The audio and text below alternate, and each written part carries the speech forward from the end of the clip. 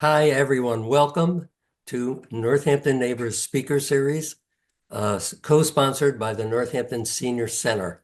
I'm Mark Carpel. I'm on the board of Northampton Neighbors, and I'm part of the group that organizes these talks. I am delighted to be introducing today's speaker, Yael Yaaloz, who will talk with us about restorative justice, an approach to criminal justice that aims to repair the harm done to victims of crime and a lot more. First, a word about Northampton Neighbors and some logistics. We are a member-based nonprofit offering volunteer services, programs, and events to older people who want to continue living independent, engaged lives in their homes and communities with a little neighborly help. We launched 7 years ago. By the time COVID arrived, we had delivered over 1,700 services to our members and provided a variety of ways for all of us to get together socially. We now have over 1,900 members. We're the largest so-called virtual retirement village in the United States. But we're much more than a ride to the dentist. We have special interest groups, neighborhood circles, regular social gatherings. We have a fabulous listserv where people look for things, offer things. Has anyone got a shop vac we could borrow? Do you know a good electrician? Is this solar company a good deal? And much, much more. Anyone anywhere can be a member of Northampton Neighbors. Those who are older than 55 and live in Northampton, Leeds, and Florence can receive services. There are no dues, fees, or charges for any of the services or social opportunities we provide. Now to these talks. Before COVID, all of our talks were given live at the Northampton Senior Center. When COVID shut everything down, we switched to Zoom. Now we mix it up a bit. Today's talk is Zoom only. In terms of coming attractions, on January 10th, Gerard Simonet will talk about his travels to over 75 countries over 7 decades. On February 7th, we'll have Dr. Sarah Willie Le Breton, the current and 12th president of nearby Smith College. And on March 7th, our presenter will be Cassandra Holden, the executive director of the Bombeck Center for Arts and Equity. Please join us for all of those. Now to today's speaker. Yael Yaaloz is the program director of Communities for Restorative Justice. She has an MBA from the Heller School at Brandeis University and a second master's in conflict resolution from the same school. Before that, she graduated from the University of Vermont and moved to Ithaca, where she worked in a small mission-driven business trying to make an impact on the local food economy, where, among other things, she ran a donut shop. I'm envious. I think that would be my favorite job. She also plays and used to coach ultimate frisbee. She'll be talking about the practice of restorative justice, and of special interest to us here in Northampton. She told me that our local district attorney, Dave Sullivan, is a big supporter of restorative justice, has put his weight behind it, has gotten several local police officers involved, and that Western Massachusetts has quickly become one of the leading areas referring cases to communities for restorative justice. And now, Yael Yaaloz. Thank you, Mark. All right, so I'm going to start by sharing my screen and we'll go through slides about restorative justice and then zoom into C4RJ. And then I'll share some case examples and then I'll stop sharing my screen and we'll open it up for questions. And yeah, we'll go from there. So I'm going to go ahead and share my screen.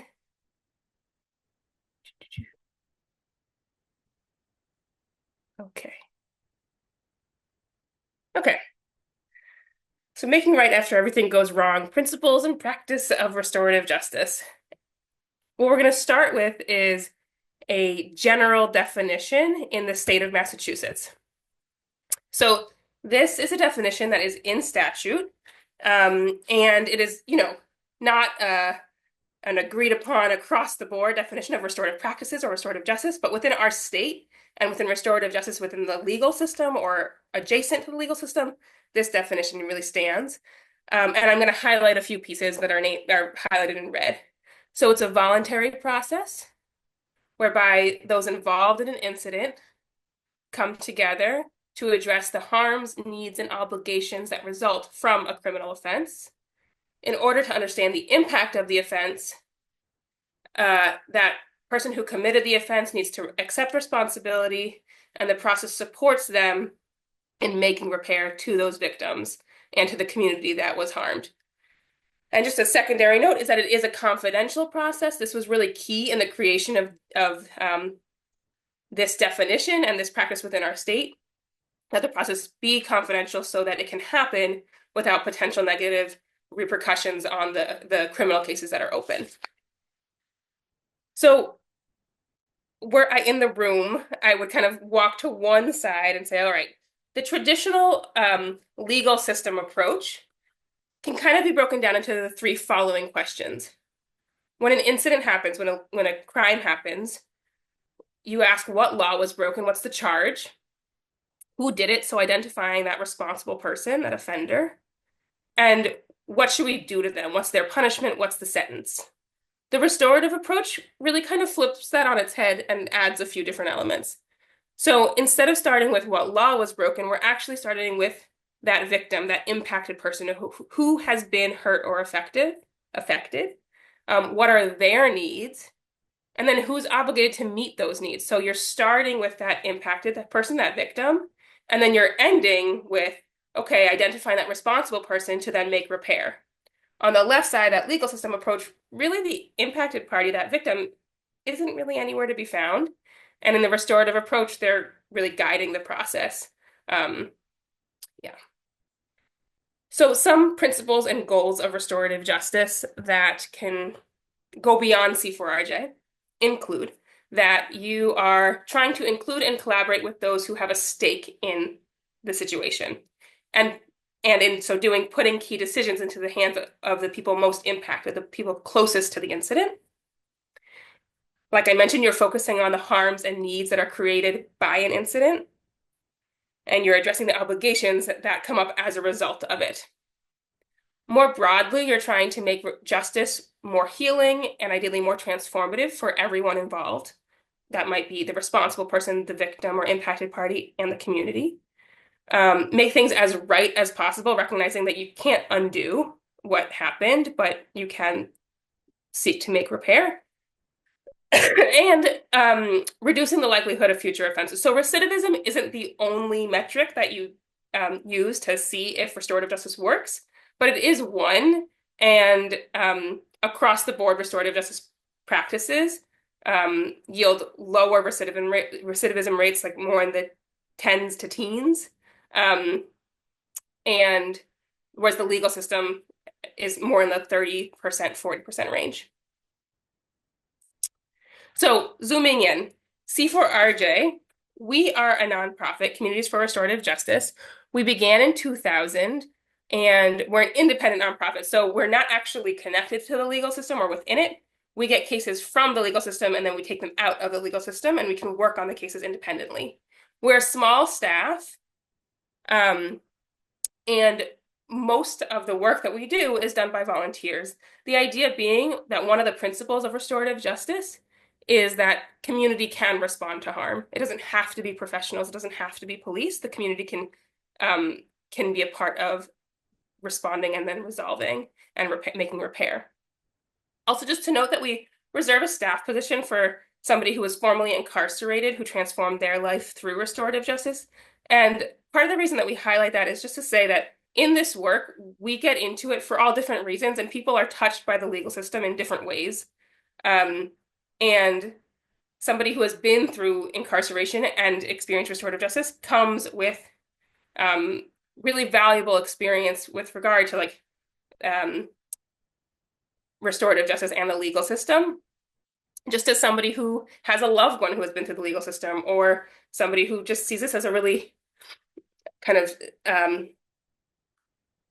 salient area to work in and explore. Our referring partners include 26 police departments.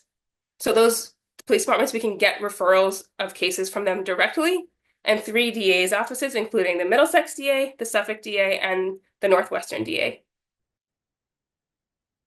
And of those police departments, there are 5 police departments in Western Mass, which highlights when Mark mentioned that Western Mass quickly became one of the leading referring regions, how impressive that is.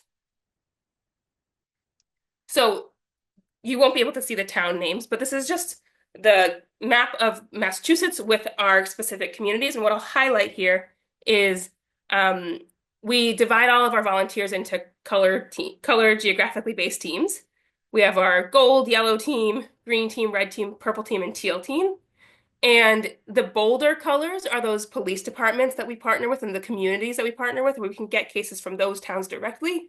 And the kind of lighter, more transparent colors, that light green represents the rest of Middlesex County. The purple represents Suffolk County, and then that lighter teal is all of the Northwestern District. So we can get cases from the DA from any of those towns, whereas we can get direct referrals through the police departments. So C4RJ can get cases pretty far along the system. We do kind of position ourselves towards the beginning, right? So there is restorative justice in schools and in prisons and for people coming out of incarceration. C4RJ specifically works on criminal cases that would otherwise move through the legal system, but we're catching them kind of before, for the most part, before sentencing, before incarceration, if that were to happen. We started in 2000, and primarily at the beginning, we only had police referrals, so everything was happening at the very beginning. And arraignment is this really important time where that moment of arraignment is when a person has charges on their criminal record. So we previously would really only get cases pre-complaint or pre-arraignment. Now we can get cases later on in the system. And I just want to highlight like why we might get cases earlier on or later in the system. We often hear victims say, or impacted parties say, you know, I want accountability, but I don't want to ruin this person's life with a record.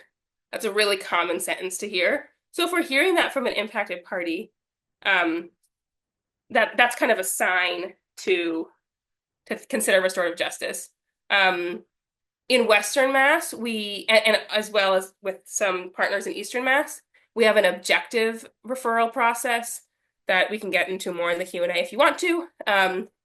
So some cases objectively come to us right from the police. Some cases might come to us later because the charge is just too serious and it has to go to the DA's office and go through more of the legal system. Or an impacted party or victim might say, I would like this person to be charged, but I'm also open to a restorative process. And other times, even though restorative justice is an option in our state from the get-go, a case just might not get flagged for restorative justice until way later when somebody sees it and thinks, oh, this really makes sense. One note, I didn't put this slide up, but I do want to just note terminology. I'm using the terms responsible party and impacted party, and sometimes I'll use the term victim also. So responsible party is that person who committed the harm. Impacted party is the person oftentimes who's the listed victim on a police report. But we know, and in this work, that so many other people can be impacted as well. So responsible party and impacted party. Now, zooming in into the C4RJ model, I've divided it into 2 sections. So we have our process preparation. A case comes into the office. I work in the office. We get it ready for our volunteers. So we're checking in with the responsible party, making sure that they're taking some amount of accountability. We're checking in with the impacted party, making sure that they're open and on board to do this process.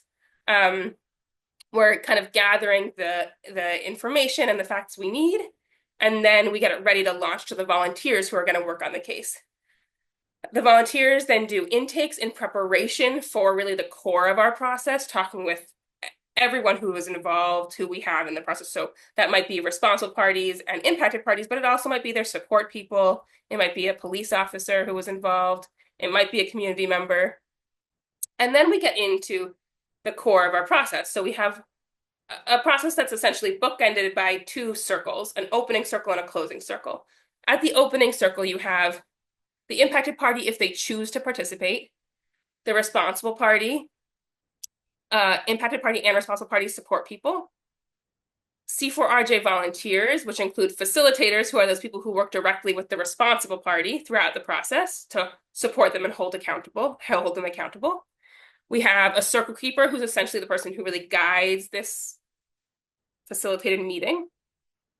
Possibly community members. Not always, it really depends because this is a confidential process, so we can't do an open call, but there might be community members outside of the ones mentioned already who join for the process. Maybe they were impacted secondarily, or they weren't listed on the police report, but they feel very impacted and they know about the incident and they join for the process. And then we do have a member of law enforcement, which is often an officer either from one of our liaisons that we've trained, somebody who was directly involved in the investigation. We also have had like victim witness advocates sit in circles as well.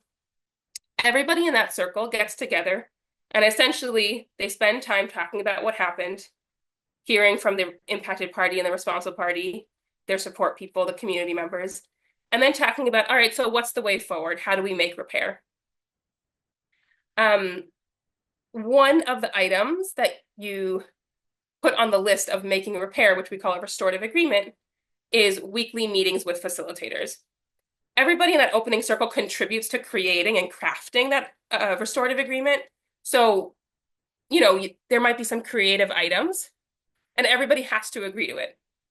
The facilitator meetings are held every week for 3 to 4 months with the responsible party and 2 C4RJ volunteers.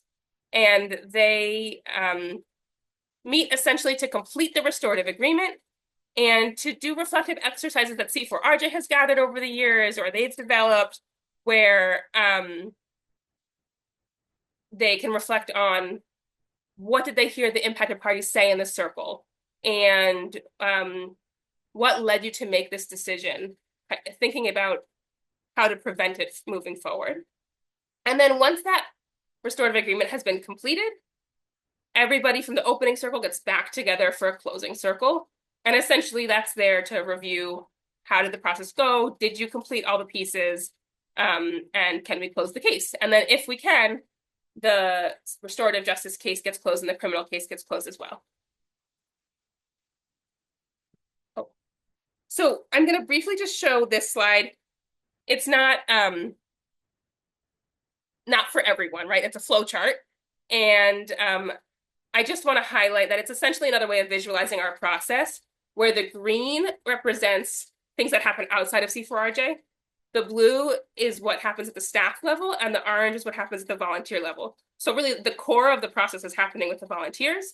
And I also will just note, because I know that sometimes people who are new to restorative justice kind of wonder, like, well, how does this work? And what if somebody's not taking it seriously? We have an internal process where we give a series of warnings if somebody isn't showing up or engaging respectfully. And ultimately, if it happens enough times, we convene back into what we call an ARC commitment circle and really assess what's not working, what do we need to change to make this process work. And if we find that there's nothing that can be done, we'll close the case and send it back to the legal system. But by and large, like 98% of the cases that get to that point will go back into the restorative process. Examples are, a huge part of this work is building relationship. We're learning about the responsible party that we're working with, but all of a sudden they start missing meetings, and we find out in the ARC circle that they started working nights and they keep on missing their morning meetings because they're sleeping through them and didn't feel like they could say, hey, I really want to change our meeting time. As simple as that. Or setting some alarms to help remind people to show up. Sometimes it's more profound than that, but it's always about actually supporting them to get kind of back on track as opposed to anything punitive. Yeah. And then again, if the case closes successfully, we just send a memo to the legal system partner and the criminal case gets closed. So we do not accept cases based on charge. We accept cases based on various criteria that we'll go through in a bit, but people often ask what kinds of charges we work on.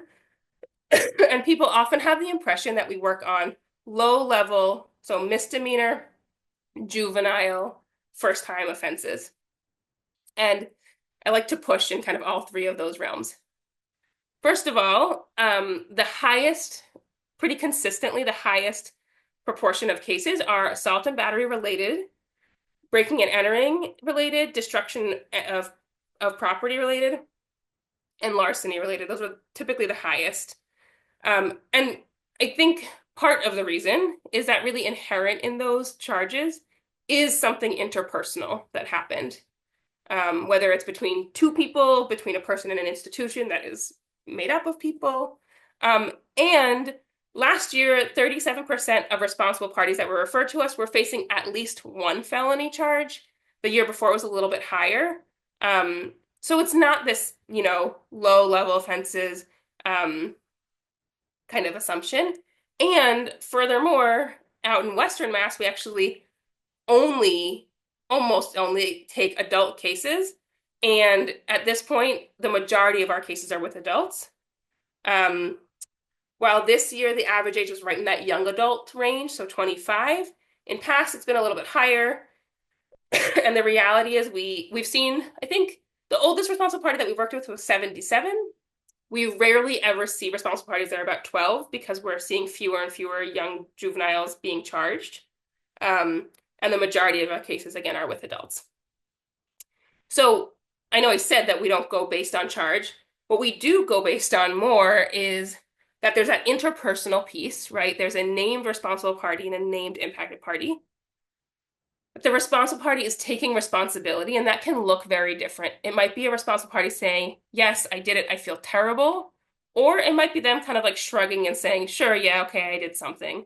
One time I was talking to a responsible party at the beginning of a case, and he said, oh yeah, you mean that time that I punched a kid and made him cry?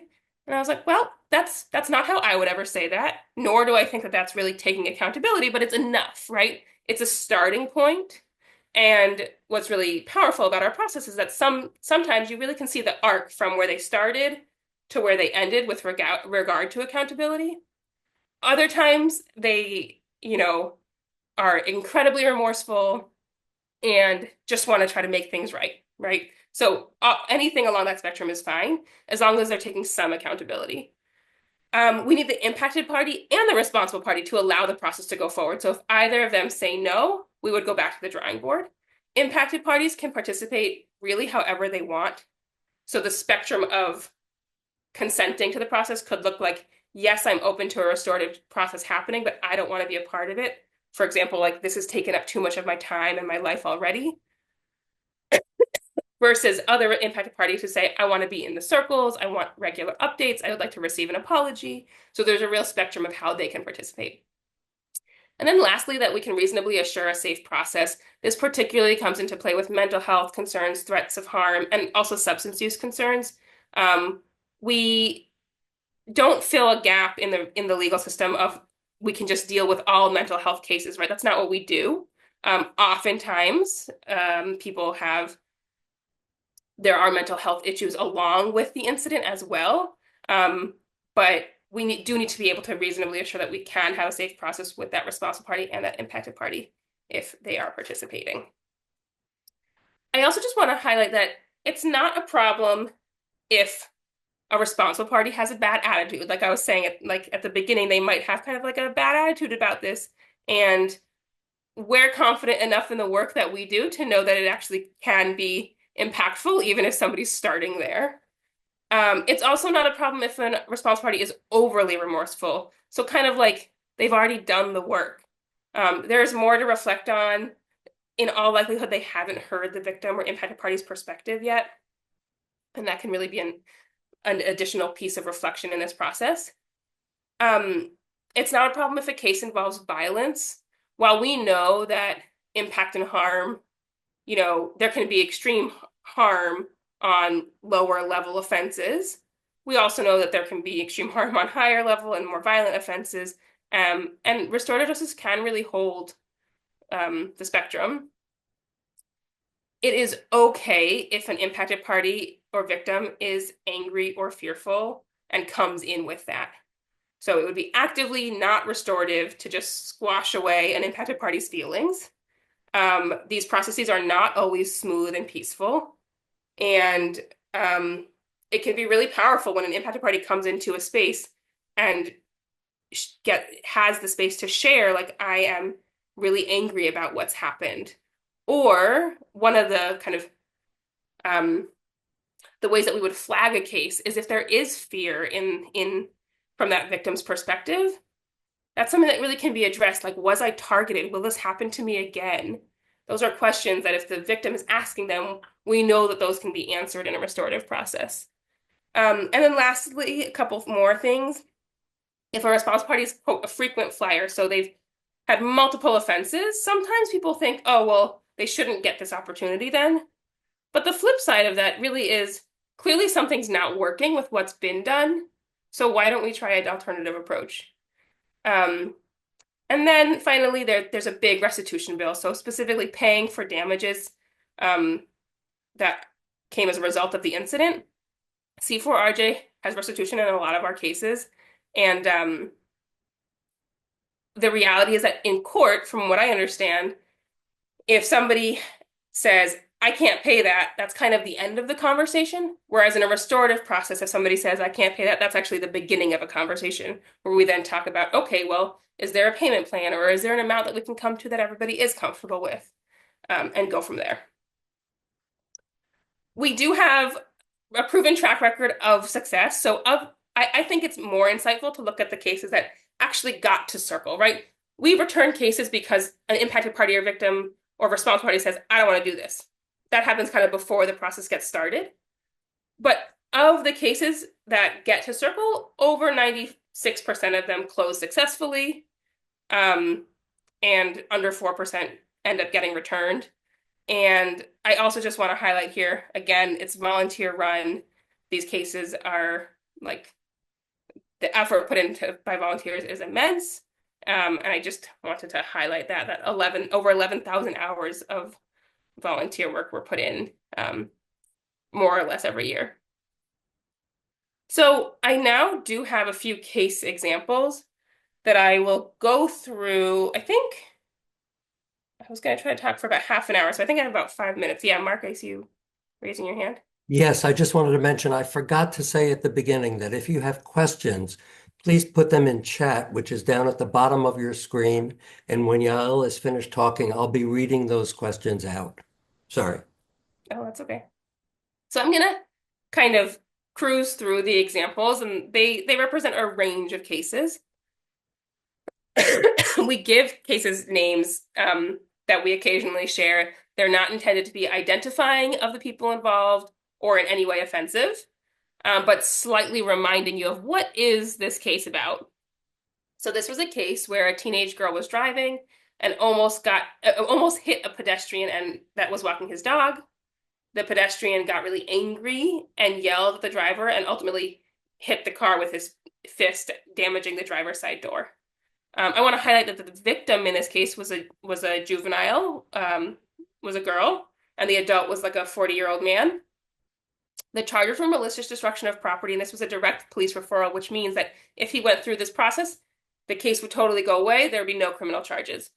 And so a few things that I'll highlight here is that what is not indicated in this charge is how terrified the impacted party was. She was absolutely terrified by what happened. She had a friend in the car. They were both beside themselves. And that really, it would be limited in how you could address that in the court, right? In the courtroom, or in the court process, rather. Also, in this process, I want to highlight that the impacted party, she was willing, of her own volition, to say, it was really bad weather. I really couldn't see. I should have been driving more carefully. And what that did was completely transform the way the responsible party was able to take accountability. He was taking accountability already, but her openness to acknowledge her part, which she did not have to do, really kind of eased any question that he had about, like wanting to defend himself, right? Um, Also, a piece of this was repairing his reputation. That's a huge part of restorative justice. So while we're guided by repair based on what the victim's needs are, we're also thinking about, oh, how do you repair the reputation of the responsible party and reintegrate them into community? And he really wanted everyone to know, and said this repeatedly, that he was a stand-up citizen. This was out of character, and he's a active member of his community and would never typically do something like this. Another example of a case that we worked on was called Bumper Bike. So a biker paused to get something from his bag, and while he was stopped, a blue bike ran into his bike, those rental bikes, and he was knocked down. Three people, including one 17-year-old, beat him up and stole his bike. So I highlight the one 17-year-old because he was the person who was referred to us. This came to us through the Suffolk DA, and they were not willing to send the adult responsible parties. So these are very serious charges: armed robbery, assault and battery with a dangerous weapon, and receiving stolen property. And this was pre-arraignment. So again, if this juvenile went through this process, he would not leave with a criminal record. What I want to highlight is that the impacted party, in this case, was actually familiar with restorative justice and was very on board with the process. And he brought a friend of his to the circle, and together they were able to talk about the impact.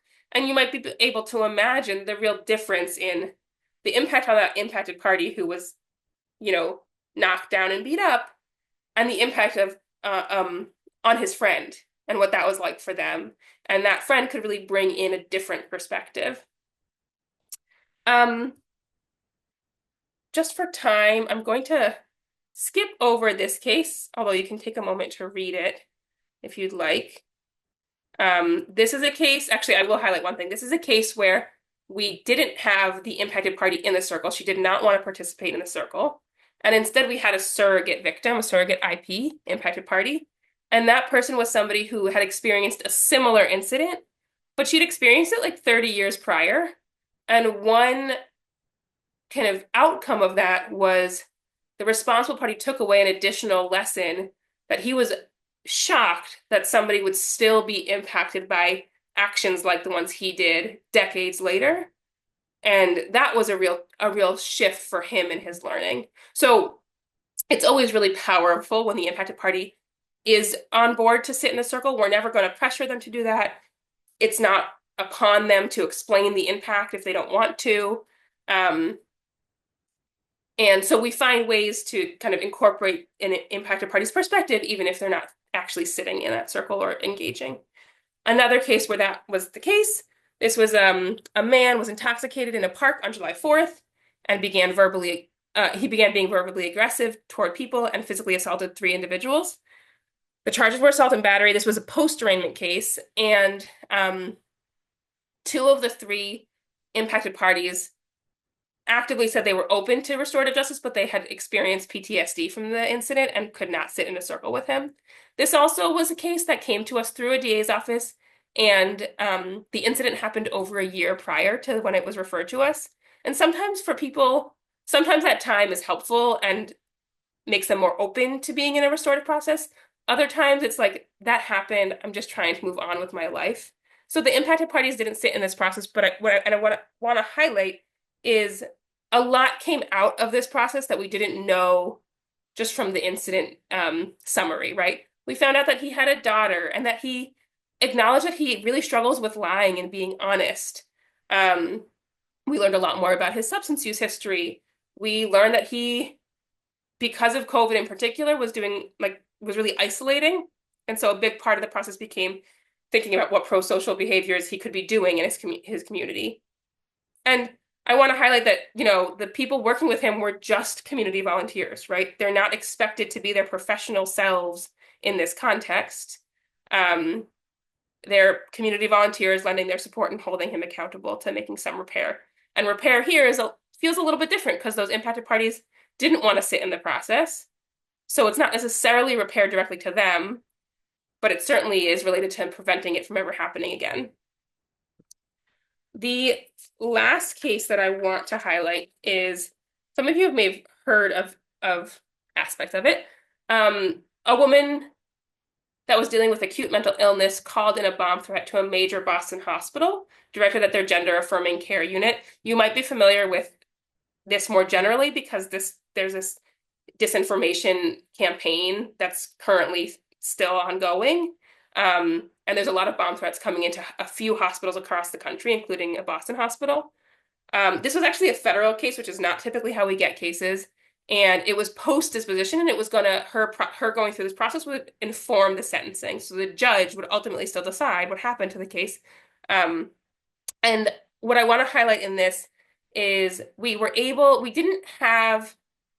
couldn't possibly include everyone who was impacted. This impacted anybody who was receiving care at the hospital that day, anybody who was trying to get to the hospital to receive care who couldn't, all of the staff, the people who were directly getting gender affirming care in that unit, etc. But we did have two people from this large institution represent some of those voices and sit in the process. And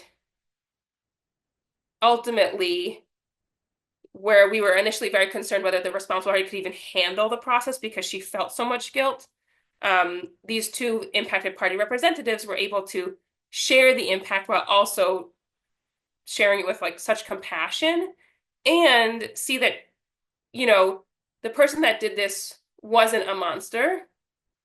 And she doesn't necessarily represent everyone who's doing this, but one person who did this actually wasn't really intending to harm in the way that it was received. The intent versus impact was quite different.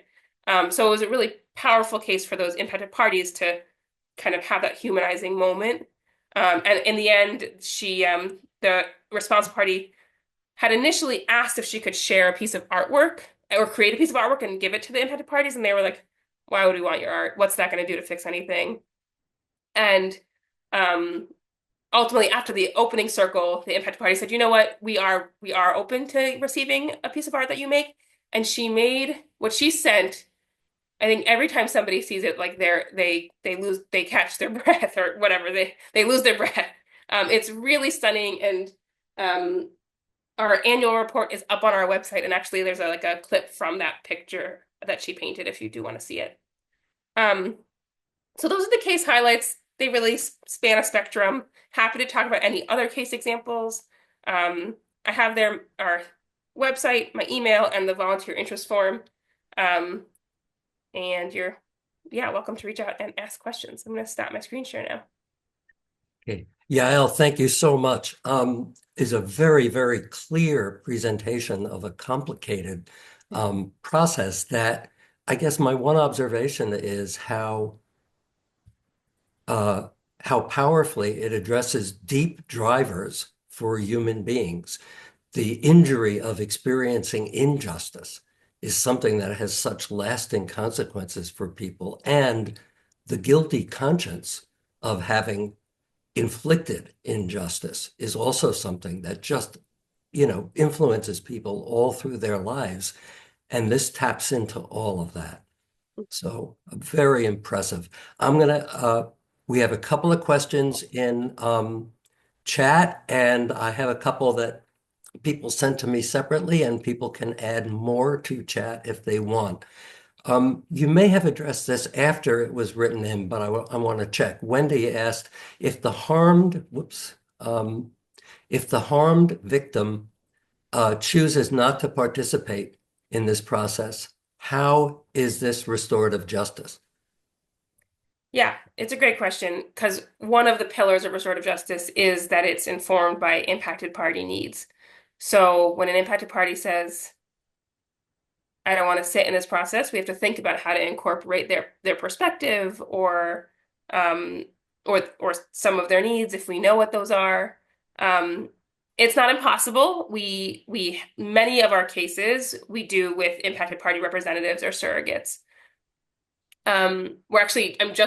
We track it, but it's in a way that's a little bit hard to analyze. So I'm just now looking back at the data, and it seems like restorative justice programs in general have a pretty low impacted party participation rate in those circles. Ours is actually, at least last year, was about 50 or over 50%, which is relatively high in our circles. But one way is to think about like more broadly about the impact, right? There is impact on community members, on that specific individual, and what are ways that we as a group can come up with to do some repair. It might not be as, you know, one to one as hearing the impacted party say, like, I want this tangible piece, but there are other ways to make repair um, that the group, the circle, comes up with. So yeah, it certainly is very powerful when impacted parties do sit in the process, but not everybody wants to do that, and that's totally fine. Um, it's a great question, and it's a big conversation topic. Okay, we have a question from Pam. What is the range of time for the whole process to play out? Also, I'm interested to know what kind of training is involved for prospective volunteers. So a typical process takes about 6 months, with that real active time being closer to 4 months. We've had cases last closer to a year, um, but for the most part, they're under a year. It also takes as long as it takes, and we recognize that we're not going to address everything, right? In that one case, that last case that I mentioned about the bomb threats, the repair that was done was a drop in the bucket in this whole bomb threat campaign. Um, but we weren't going to C4RJ wasn't going to solve all of the mental health challenges that this woman was going through, but how could we support her while we were working with her? And one really important piece is that for as long as a case is with us, that means there's a criminal case open. So we're actively not trying to leave a case open longer than it needs to be. Sometimes people feel like, well, we're doing great work. Can we just leave it open and like keep this kind of as a mentorship thing? And across the board, our answer is no. We're closing the case, and the idea is this criminal case does not need to follow them for the rest of their lives. And so, because our case is kind of tied up with that criminal case, we close it out when we can, when the agreement has been completed, and the criminal case gets closed. Okay, we have someone who writes that they're in federally subsidized housing. The executive director is constantly lying. These narratives affect every single person. Would it have to reach the courts before you can help? So, yes and no. There is a place for restorative justice in that context, I imagine. C4RJ specifically works on criminal cases. So it would have to kind of we start our cases by receiving a police report, essentially. And then we ask the referring partners, would you move forward with this case or not? If they say no, we typically say, well, we don't work on those cases that you wouldn't move forward with because we're not trying to net widen and keep people entangled in the legal system when they otherwise wouldn't be. But is there a place for like restorative justice in that context? Absolutely. Yeah. Okay. Algie asks, I'm wondering in cases where mental health issues are involved, what makes a case not go to restorative justice? How severe would the mental health issues have to be for it not to go this route? The way that we think about it that I think is the clearest is if mental health is the exclusive reason that a case is coming to us or that a case exists. And I think also when you're thinking about mental health, it can be very closely tied to a person's ability to take accountability. So if they were not in consensus reality when an incident happened, where is the room for them to take accountability for their actions? And maybe there is some, but that kind of is like one litmus test that's helpful. Um, so really if it's the factor in an incident, if it's a factor, that's fine. And what C4RJ can do is either if they're getting mental health support, part of the agreement can be to continue getting it. If they need mental health support but don't have it, part of the agreement can be that the volunteers will support them in pursuing it. But we don't provide that. And we're also not going to make it a stumbling block that is, we know it can be hard for somebody to get in the mental health care that they need. So we're not going to make it like a barrier to completing the process. But it often is a part of the agreement, something related to mental health. I'm sorry, I missed the second part of that question. If there are minor mental health issues in a case, would C4RJ be open to it? And do you do anything for the responsible party to be able to obtain mental health treatment? So yes, open to it, absolutely. Um, and we support them in finding something in their community, essentially. We don't provide, we um, have some community connections, but ultimately, like the community volunteers who are from the areas where the cases happened are often more connected than I am, who I'm sitting here in Boston. Um, and so there's some support there. And really just having two people that are sitting with you week after week, um, working to think about, okay, what kind of mental health care might be helpful here, um, can be kind of like how we approach that, but no provision and no like direct referrals. Okay. Sarah Lennox, who's one of the speaker series organizers, says, if I'm interested in volunteering, what do I do? Do you ever turn down volunteers? What kind of training do volunteers get? Oh, right. That question came up earlier too. So if you're interested in volunteering, you can go to our website. There's a tab that says like, I want to get involved. And there's a volunteer interest form that you can fill out. And then you're kind of in our database. And we typically do two trainings a year, one in the fall and one in the spring. We just had our fall training. We're not doing a spring training this year because I will be out on parental leave, but we will be doing another one in the fall. And the training itself, we have a basic new volunteer training that a couple folks in this room have been through. Also, a couple folks in this room were a part of, or at least one of them were a part of some of the case examples that I just shared. But we have a 2-day, we do it over the course of one weekend, virtual training. We shifted it to virtual during COVID and have kept it that way. And it's really some of the content that I share with you today. So like an intro to restorative justice and then an intro to C4RJ with some more like tangible skills and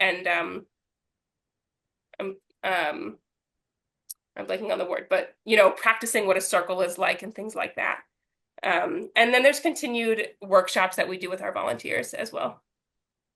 Okay. Just a note, Linda Baker. Linda, why don't you wave so people know who you are? Linda Baker is a member of Northampton Neighbors and a C4RJ volunteer. You can reach out to her if you want to, if you would like her to talk about her experiences as a volunteer.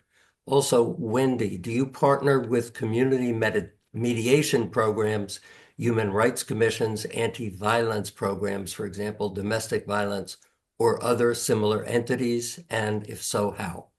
Okay. So that kind of, to not directly answer that question, that brings up a lot of really kind of fruitful debates within the restorative justice world.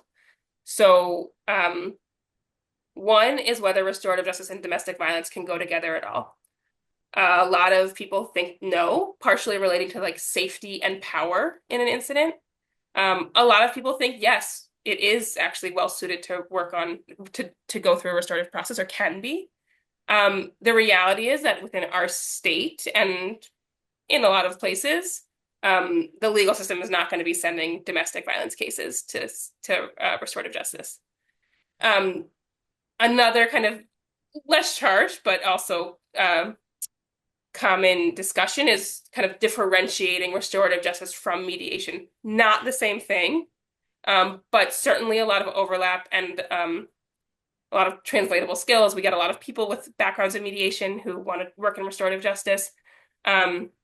So to more directly answer your question, we have kind of connected to groups in different communities that kind of fall under those categories to work with their volunteer or to have people join as volunteers, things like that, but not directly. And yeah, it's distinctly is not mediation, but a lot of mediators come into restorative justice. Couple of questions that came in earlier. How widely used is restorative justice in corrections or criminal settings currently? That's a great question.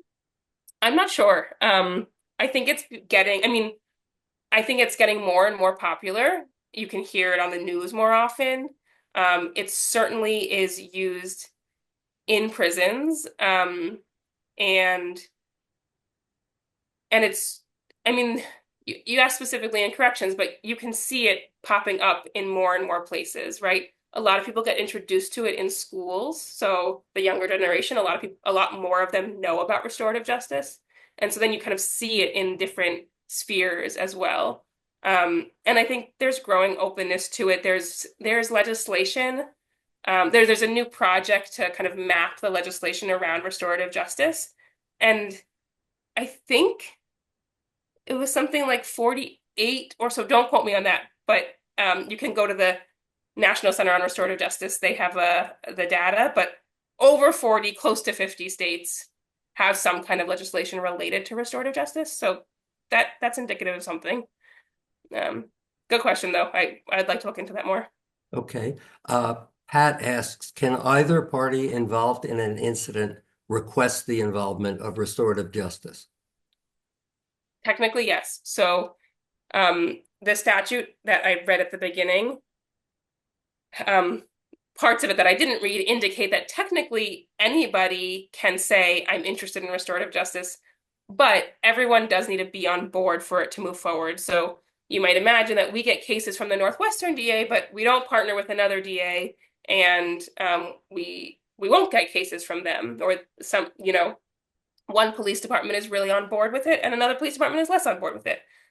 So you really need agreement in the room to get a case into a restorative process.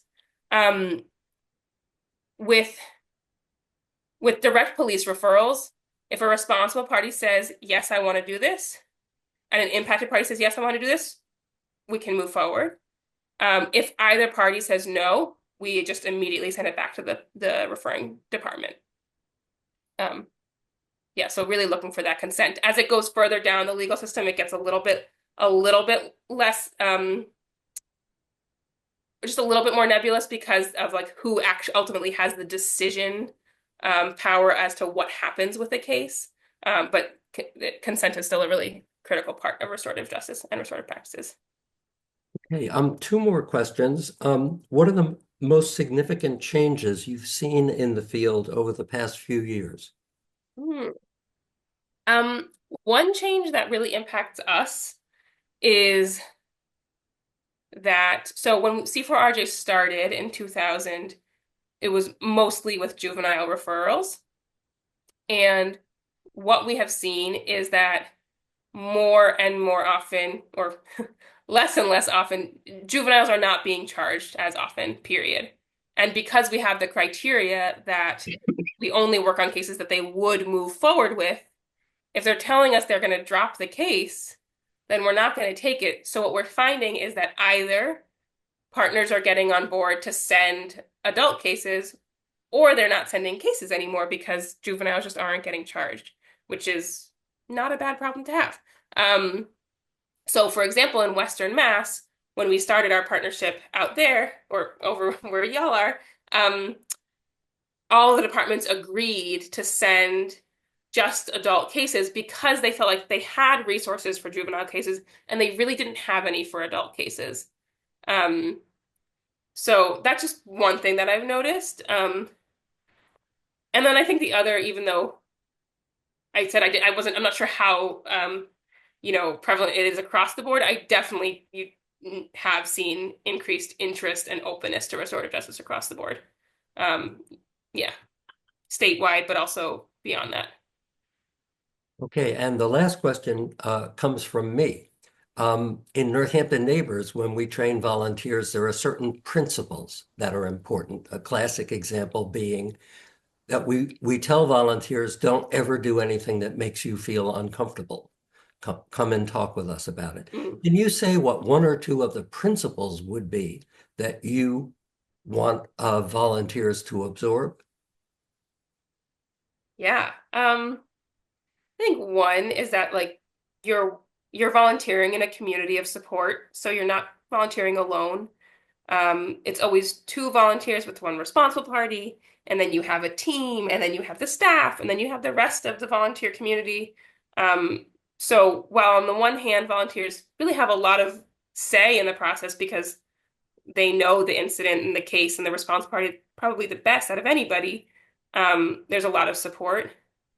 And and then I think on a restorative plane, um, just the idea that like you're not defined by the worst thing that's ever happened to you or the worst thing that you've done or a terrible thing that you've done or that's happened to you. Um, yeah. All right, thank you. Listen, thank you so much, Yael, for coming. Some of you don't know, but I know that Yael is seriously under the weather today. So it makes it, we're even more appreciative that you took the time to share all of this with us. Thank you so much, Thank and you, everybody. see you at the next talk, folks. Thanks, everybody. Great talking with you. Bye-bye.